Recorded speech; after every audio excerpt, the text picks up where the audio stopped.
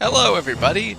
Welcome to my Percy Jackson show impressions episode. Well, this is my episode 6, but the show's episode 7. We find out the truth. Sort of.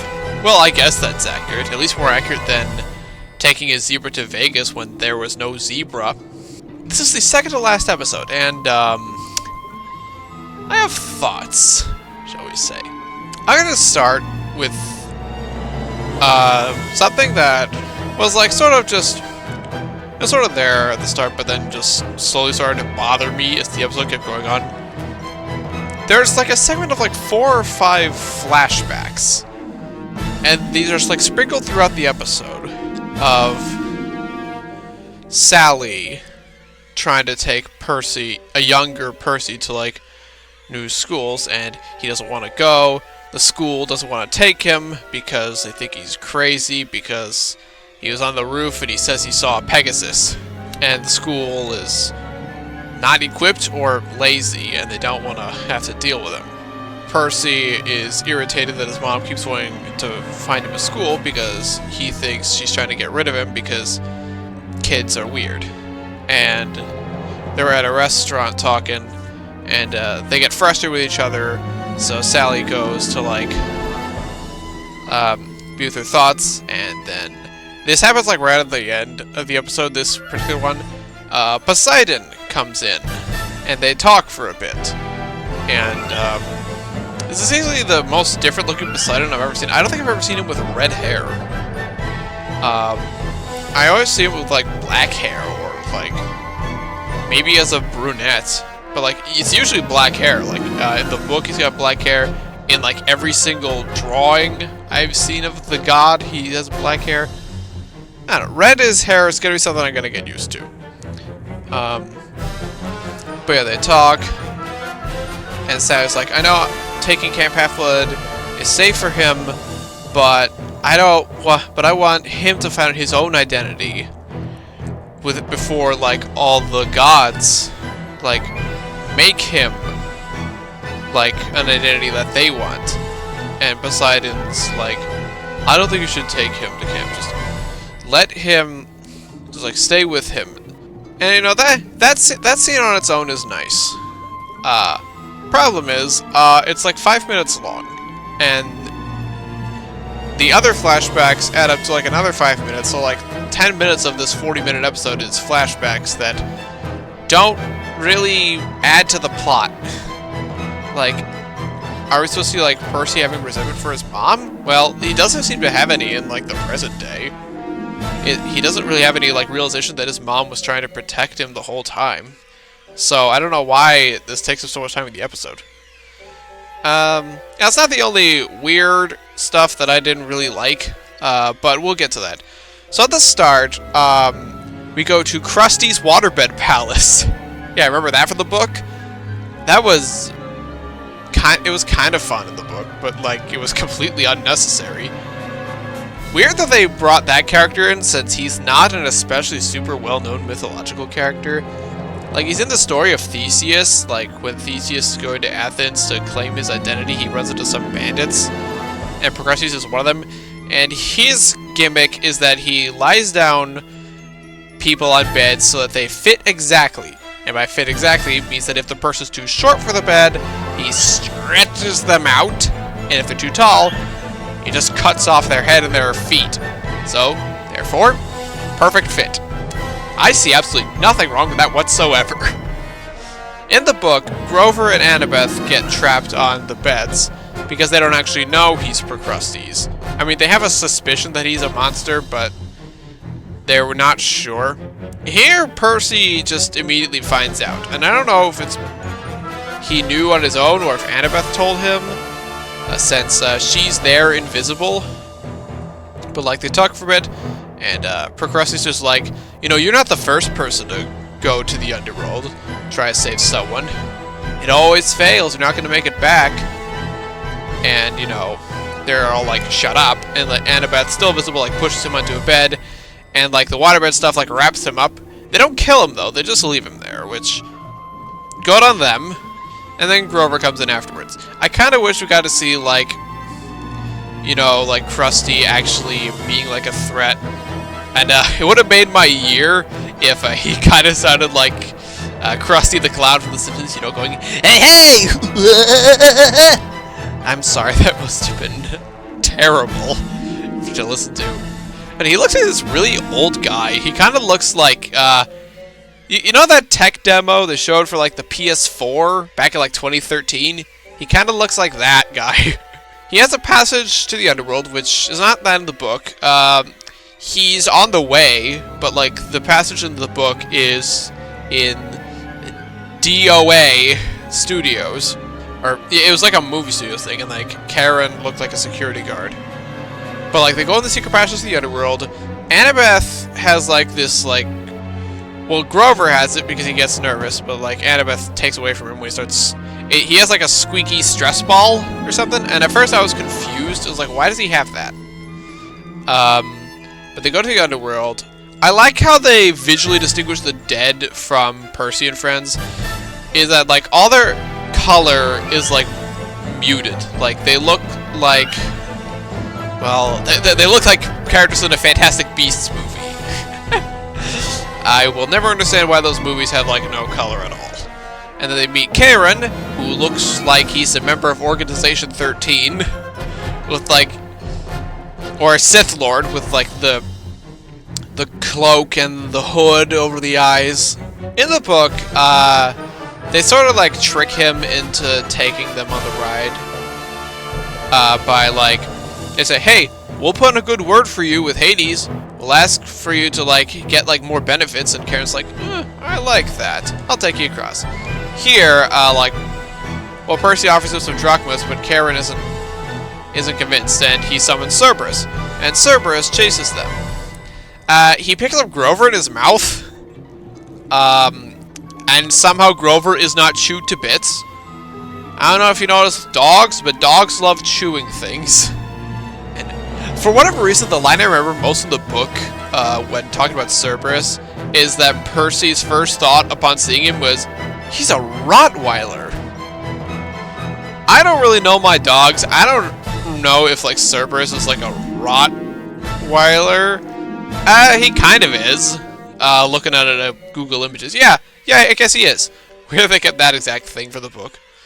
And then we see Annabeth somehow got on his back and is like petting him. And she uses a squeaky toy to like get his attention. Cerberus comes out, he lies down, and Grover just falls out of his mouth. Percy and Grover use the winged shoes to like fly up. Cerberus like wakes up and jumps at them. Annabeth's, I guess, still riding him, and so she leaps off him and climbs onto the gate they're on, which I guess bypasses the river Styx. So, oops. Hades is gonna need some better security now they're in the Underworld. But Grover lost his pearl in Cerberus's mouth. That cannot be good for that dog.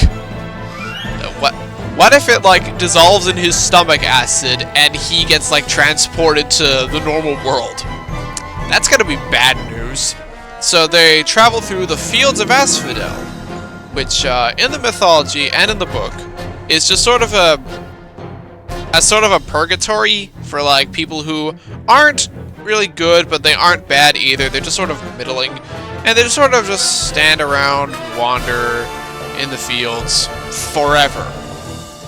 That sounds horrifically boring. Here, it's like a forest. It looks kind of like I forgot what it's called. The woods in like Harry Potter. Like I was reminded of the scene at night when Harry and Hermione were, after they travel back in time, they're trying to avoid Werewolf Lupin for some reason. They see these like dead-looking people with like shaved heads, who underneath their cloaks they're rooted down, and they theorize that they're like stuck there because they have some sort of regrets and they never got to. that they regret they did something or regret that they didn't do something. That sounds more like a punishment from like Dante's Inferno. Have you ever read that? That book is fucked up. That gave me nightmares when I read it. I don't get nightmares from fiction and stuff. Like Nightmare on Elm Street never bothered me. But that did. And Annabeth somehow gets rooted. Apparently she regrets something, which we don't specify what. Maybe we'll do in the next episode. But then you hear Cerberus's barks. And Annabeth volunteers to distract the dog. She has a pearl, so she uses it to escape when the dog gets too close. But Percy and Grover run through this big desert. Cerberus stopped chasing them, and Grover is... The flying shoes on Grover's feet start acting up, and they start dragging him toward this massive Sarlacc pit. It looks like a Sarlacc pit, just without the Sarlacc in it. But, I mean, like, it's in the middle of a big desert. Of course I'm going to compare it to Return of the Jedi. Grover's always fallen into the pit. Percy, like, he grabs onto them and plants his sword on the ground to, like, keep them from flying off.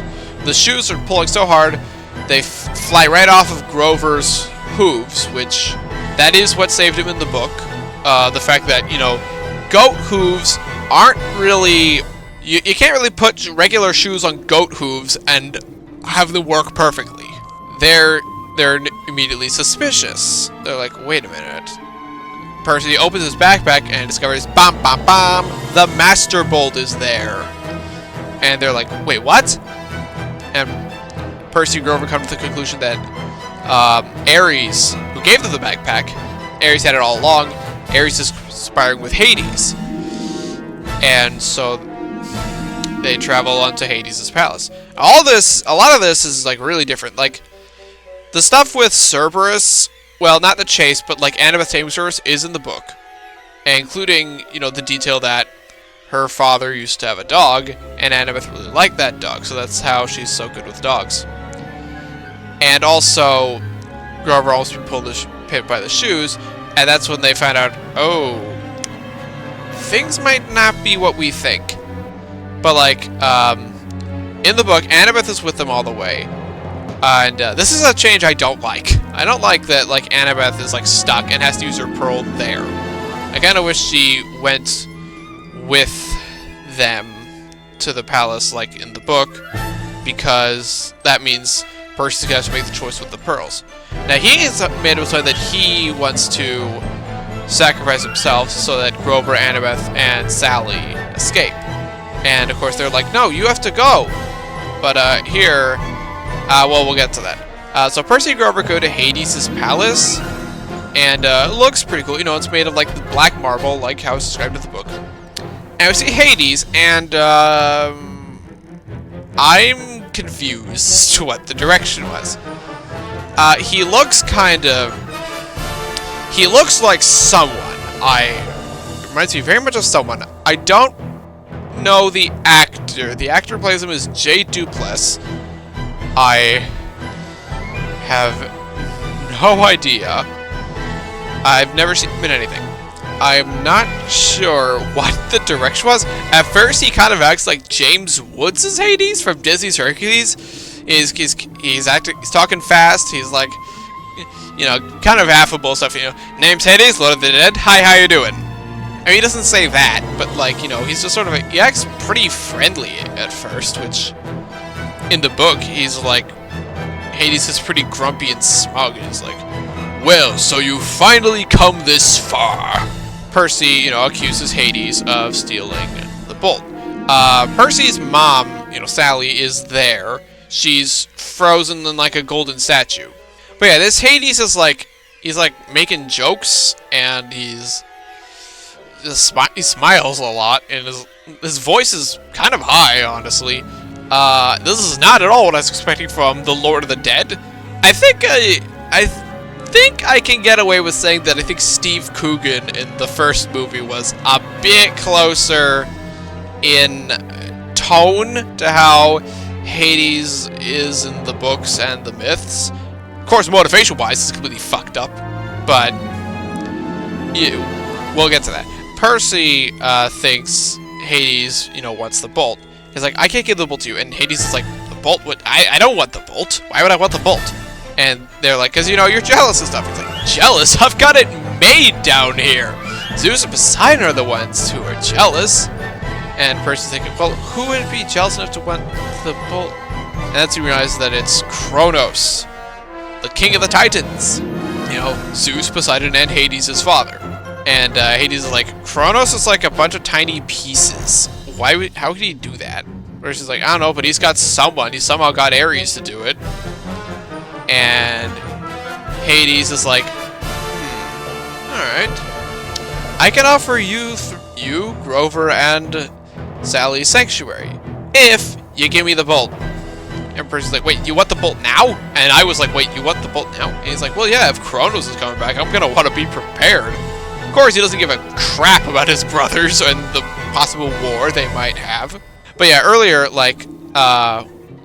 Hades is like, you should, return to me. Give me what you have, and I'll give you what you want. And yeah, Percy thinks it's the bolt, but Hades is like, no. He's like, why do I want the bolt?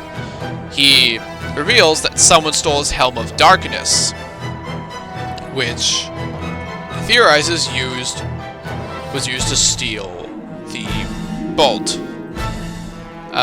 Wikipedia calls it, in classic mythology, the Cap of Invisibility, which, yeah, I think Helm fits a lot better since we associate caps with, baseball, Annabeth's cap.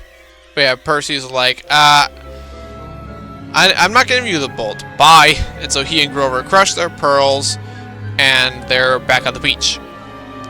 And they reunite with Annabeth, and they see Ares come up to confront them. And that's where the episode ends.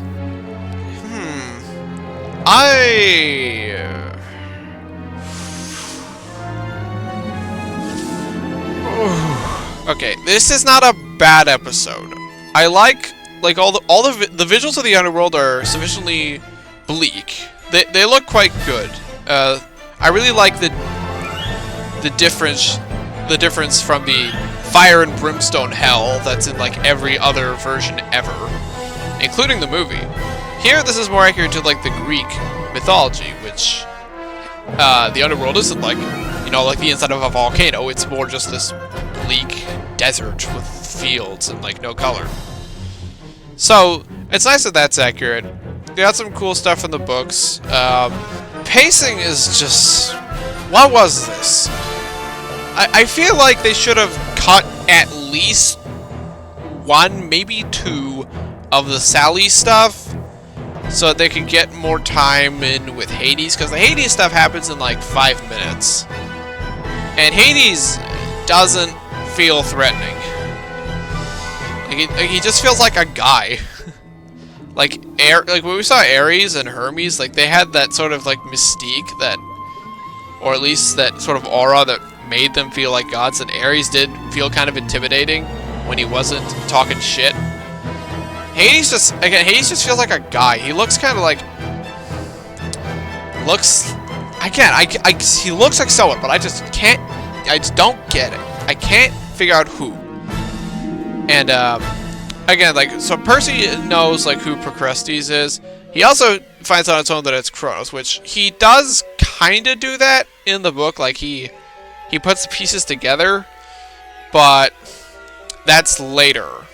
Percy's, way more knowledgeable of this stuff now, which I always thought, in the book, his part of his role was that audience surrogate thing to teach the audience, the audience is learning with Percy. So here they're not really doing that, and on the one hand, I'm not really a big fan of audience surrogate stuff. It kind of feels like it makes the character less like a character. So good on them here, and also good on them for so again, Grover loses his pearl. One of the worries I had in the last one was that they were just gonna all have the pearls, but here Grover lost it, so that does kind of cover a plot weirdness in the book where the Nereid only gives Percy 3 pearls, which you'd think, why not give him 4, so that, all Percy, Annabeth, Grover, and Sally could all go. There she does, and here It's lost by, you know, simple mistake. Fair enough. Again, I don't like that Annabeth leaves, like, 2/3 of the way through the episode.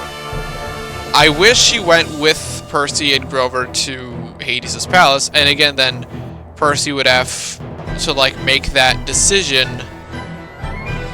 Should I go leave with my mom and leave one of my friends here? Or do I leave myself? I can't leave myself here because I need to go get the bowl to Zeus. Do I leave my mom here? Do I leave Grover? Do I leave Annabeth? And Grover and Annabeth in the book, like, make their cases about why they should stay.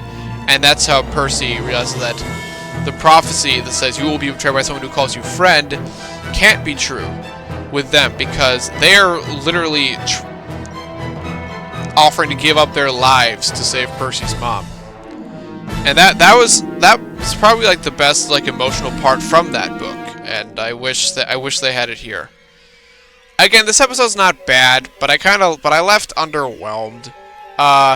Teaser for the next episode, we see, spoilers, Percy's at camp. So that means he survives his attack of Ares. We see him, like, enter Olympus. Yeah, so I imagine things are gonna play the course. Next episode, he's gonna fight Ares. He's gonna go to Olympus to give Zeus the bolt. He's gonna go to camp. Big plot twist happens. And yeah, that's it for me then, guys. See you next week with episode 8, the series finale. Let's hope it works.